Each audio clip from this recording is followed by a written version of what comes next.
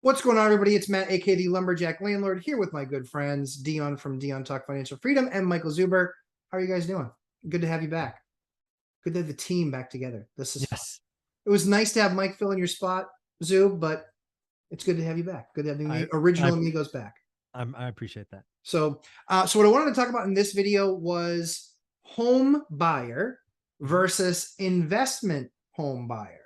Because I think that there are some things that carry over, but there are many things that don't carry over whatsoever, that don't make any Philippines difference.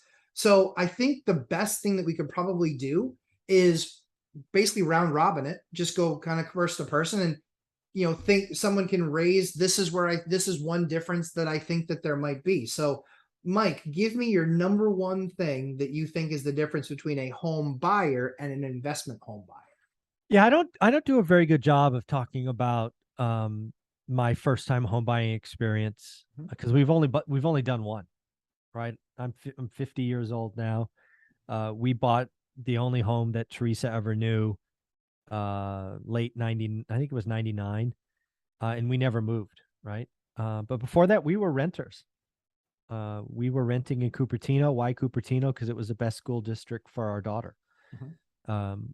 We did have our buy box, right? There was a couple of school systems that we were willing to move to, and we spent a couple of years. So the number one for me is I spend a lot of time talking about learning average and then only doing great deals.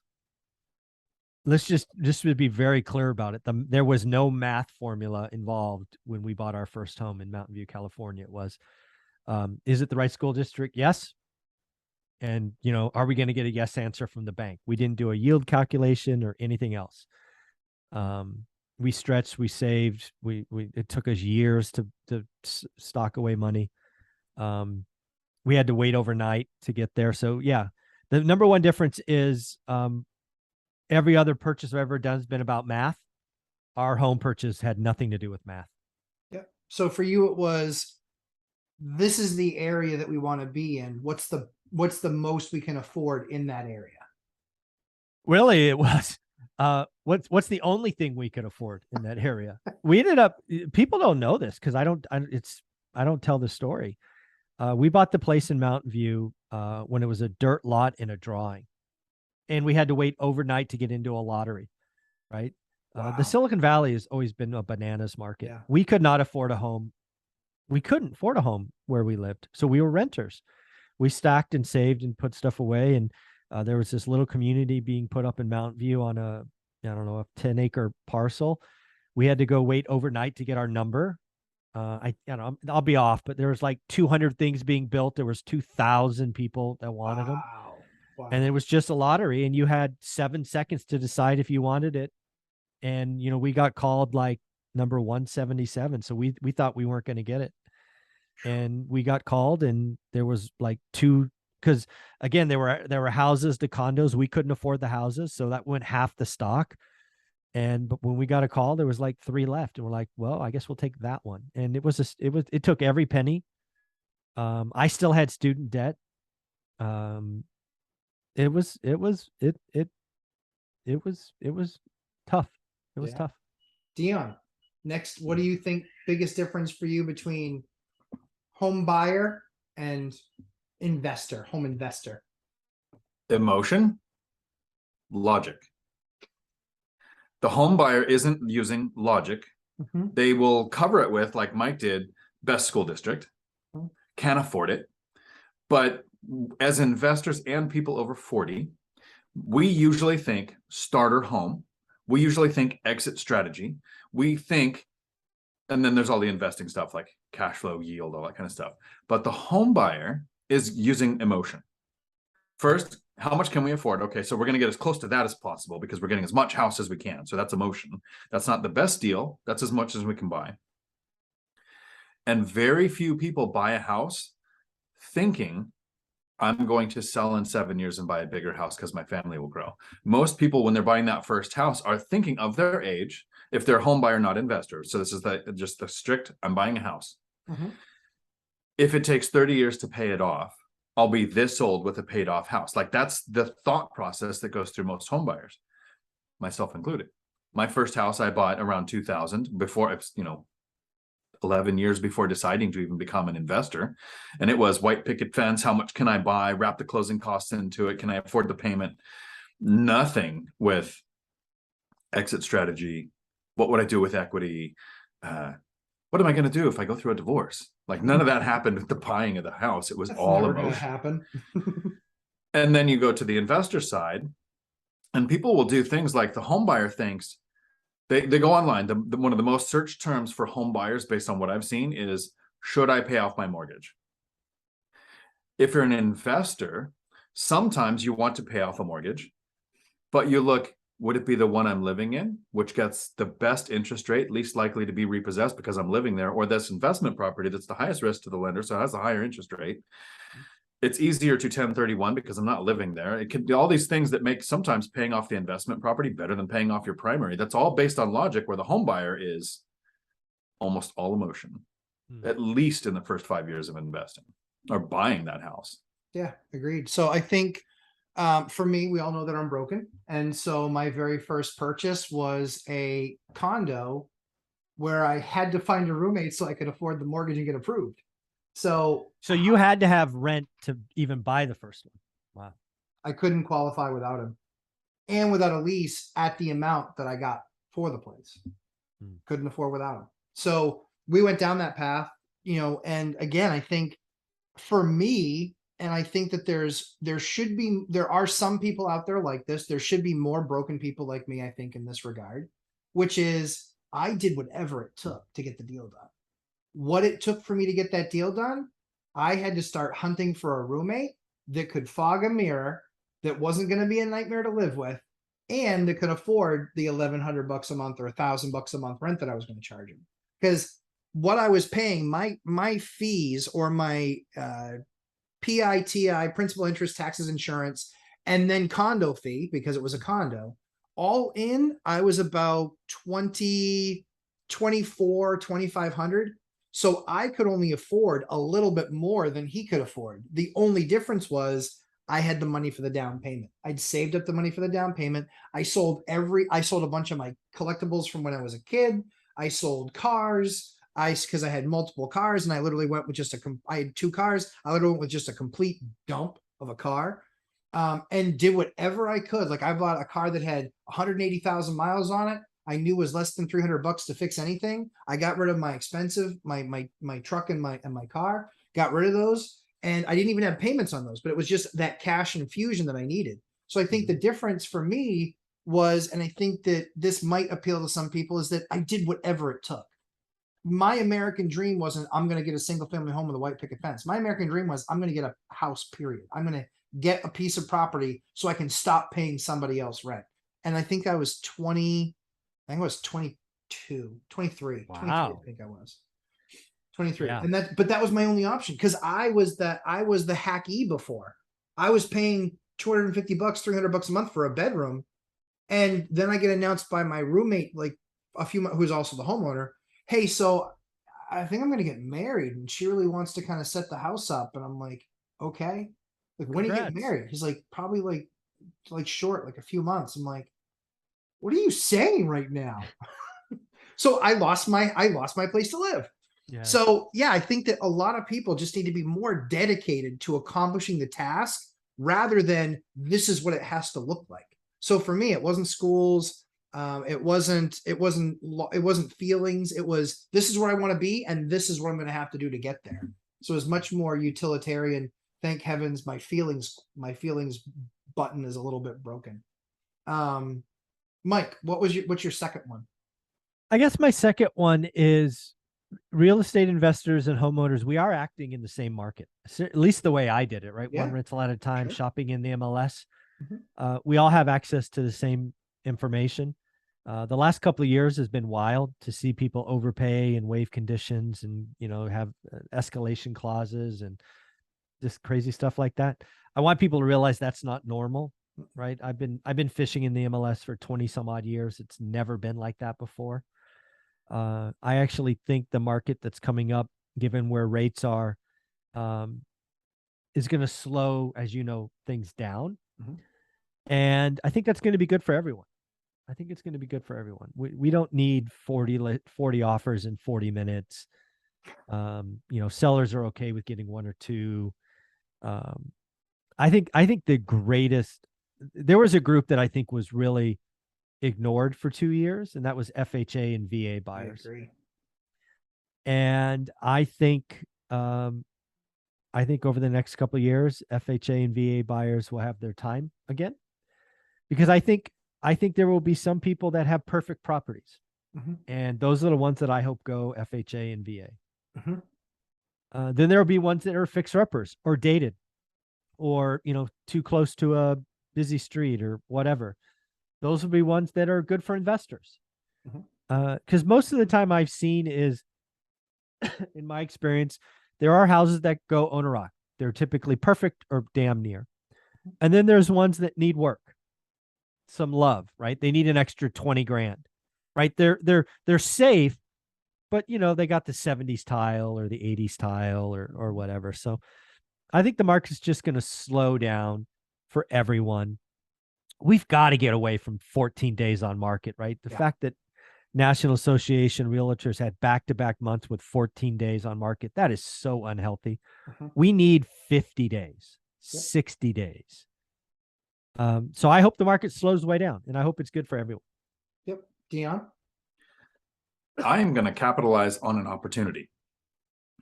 Our content normally reaches out to people who want to invest. The three of us have reached financial freedom by investing in buy and hold real estate, and we're sharing how we did that. So most of the people that watch our channels, that's what they're here for. I have a feeling that since the title or thumbnail for this video is going to be something like homebuyer versus investor, there might be some homebuyers who've never watched content like ours before and that are here going, what is the difference? I want to explain why, if you're not a homebuyer and you're not an investor, you want to be one of either. If you're an investor like us, you can make work optional in 10 years or less, and then decide if you want to grow more rentals or if you want to have a job or not. If you're thinking about becoming a homebuyer, here's a statistic I like to quote. So this is just for the homebuyers, not the investors. The average net worth at retirement age of somebody who owns a house is $221,000. And I think it would be a strong argument to say if you own a house and you retire with $221,000 in net worth, and if you were not to own a house and rent and you were like, half of that, you might want to own a house, right? Well, here's the difference. A person who rents their life and doesn't own the house retires with a net worth, and on average, of $6,000. 221, I think it's like $6,800, but it's like around 6,000. That's how big the difference is. So if you can take our information and invest in real estate and make work optional in 10 years or less and literally change your life, get to 4 properties, it is life-changing. Awesome. If you're just here because you want to become a home buyer, that's how big the difference can be for you with just owning that one property.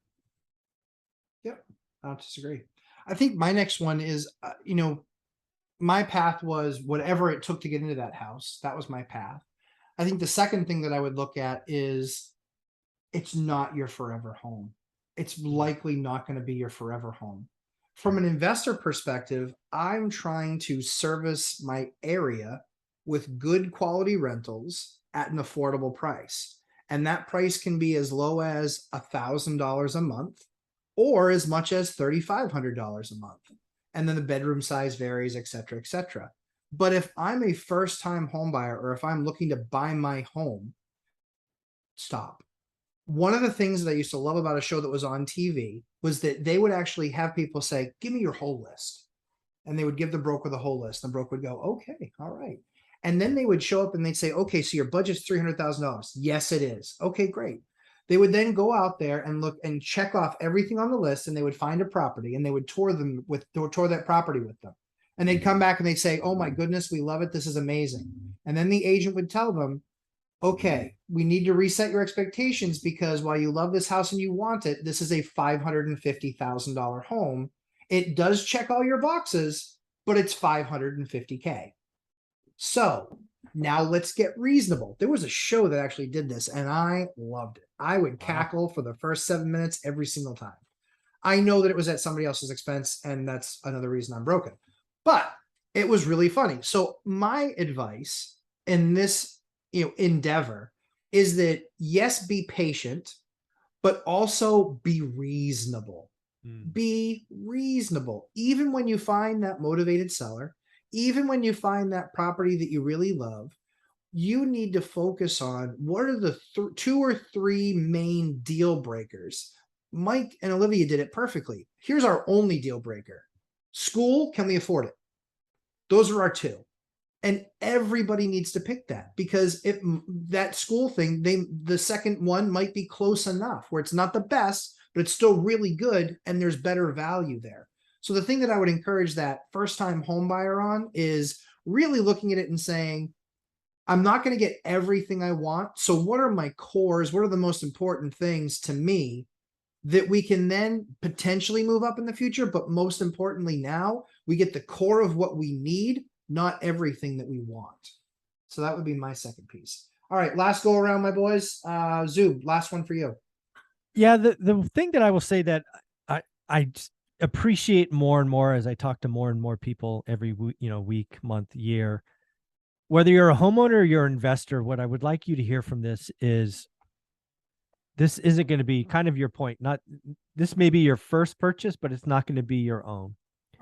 I go back to my Meet Kevin conversation from 2 or 3 years ago, right? Meet Kevin, famous on YouTube, but he and his wife started with a 2 or 3K loan, right?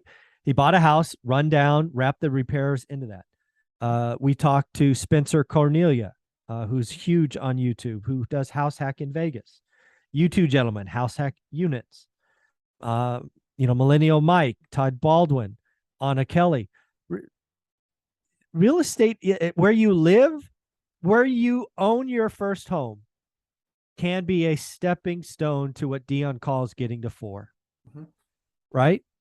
More and more people should say, hey, I'm going to buy this with a 3.5% down loan or a 5% conventional. I'm going to live in a couple of years. I'm going to move. I'm going to do a 2 or 3K loan. Because again, I think the market is going to slow down. Yeah. I think real estate will be more expensive in a decade. Right? It's just kind of how inflation works. And very few people are like Olivia and I, right? We bought in 1999. It's now 23 years later. We've never moved. Almost nobody does that. Sure. And we will probably own this place until, we're both dead and gone. It's just, we're not normal in that way, but that allowed us to build what we have. So I just think people need to realize that home ownership, using that low down fixed rate debt, never get variable rate debt. I'm a huge anti-ARM guy. It really can set you up. And Dion's goal of getting to 4, what's better than making your first home via a 2 or 3K loan that then becomes a rental, and you just do it again and again and again. And if you got to live below your means to save 5%, or you got to get a second job, or you got to work 7 days a week, good. I did too, right? To get that first home, I had to work 7 days a week, 2 different jobs, for years. It's hard sometimes. So, I mean, I get it, I guess. Yeah, hard but worth it. Dion, thoughts? So it's pretty easy to look at a rental and call it an asset. It might be an asset that's losing money if you bought wrong. Yeah. It might be an asset that's making money, but we can easily identify you purchased a rental because it's an asset. But a house where you live, that home buyer, it's Schrodinger's asset. It exists in both states, and you don't know which one it is until you look deeper, until you open the box and see the cat.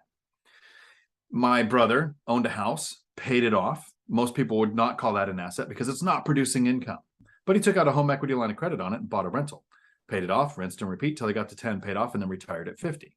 His house was an asset because he was using it like a tool. If you buy a house, it's not an asset unless it's generating income. You can think, I could sell it for a profit in the future. I could tap the equity in the future. If you're not doing it now, it's costing you money every month. So to piggyback on Mike, if you can figure out a form of house hacking and you're that home buyer and you can buy a fourplex or a triplex or a duplex or a single family with an FHA loan where it's 3.5% down no matter which one you buy, live there for a year. Yes, life isn't perfect for that year. You're starting the path to actually owning real estate by being a home buyer or buying that house, living there for a year and buying another one. It can be a single family house. And if you just can't stand the idea of sharing walls with a neighbor. You can buy a house with an ADU and it works just like a duplex. There's all kinds of ways to get on the property ladder with intention to turning your home into an asset, even if you're not buying rentals at the beginning. 100% agree with that. And I think, again, the last thing that I would say is that largely investors aren't patient.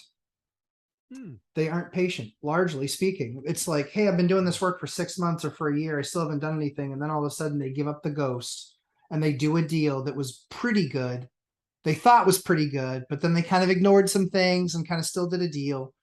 And I would just encourage everybody to be patient. This is one thing that should be shared between home buyers and investors. Be patient. If you're looking for that house as an investor, make sure it meets the, great category. If you're doing it as a home buyer, make sure that you get some of those things on your list and that you're not just buying for the sake of buying. It's like, well, it really wasn't anything I wanted, but I had to buy a house. I've literally heard that. And that's where a large percentage of people are then miserable with their purchase. And it's like, why'd you buy here? You never do anything in this town. You don't really know anybody in this town. It's not close to work. Well, yeah, but we really needed to buy a house. No, you didn't. So I think at the end of the day, the one thing that both sides can share, whether it's home buyer or home investor, I think we all can share in the fact that we all need to be patient and make sure that on the investment side, if it shows us the numbers, that we are decisive and move forward if it's a great deal. And if we're a home buyer, we need to be in that same position too, which is not compromise on those 2 or 3 core items, but be patient and wait for those things because you will eventually find it. And then you don't just buy a home and then you can be like Mike and Olivia and be ecstatic that you've been in the same place for 23 years. They've never had the reason that they had to move. So I think that's hopefully will help a lot of folks out. Dion, tell me where they can find you, my friend. Right here on YouTube, Dion Talk Financial Freedom. I do my live streams Tuesday afternoons, 4 p.m. They generally last as long as the questions do, but I think I'm going to be turning that into an hour and a half. Chickening out in your retirement, getting lazy. Unbelievable. Time freedom is winning out. Sounds awesome. Mike, tell me where they can find you, my friend. One rental at a time, and I'm even more of a chicken. I go for 1 hour on Saturday at 8 a.m. And because my channel is a fraction the size of both of theirs, I will stay on for at least 3 hours and answer all of your questions because I love it. But Lumberjack Landlord live stream Sundays, 11:30 a.m. Eastern time on Sundays. And we want to be there to answer all your questions. And so we certainly will do that. And there's been some amazing questions the last couple of weeks. People have really brought the heat, which I love. And if I don't know, I'll just tell you I don't know. So guys, thanks so much. We'll see you in episode number 3. Ciao.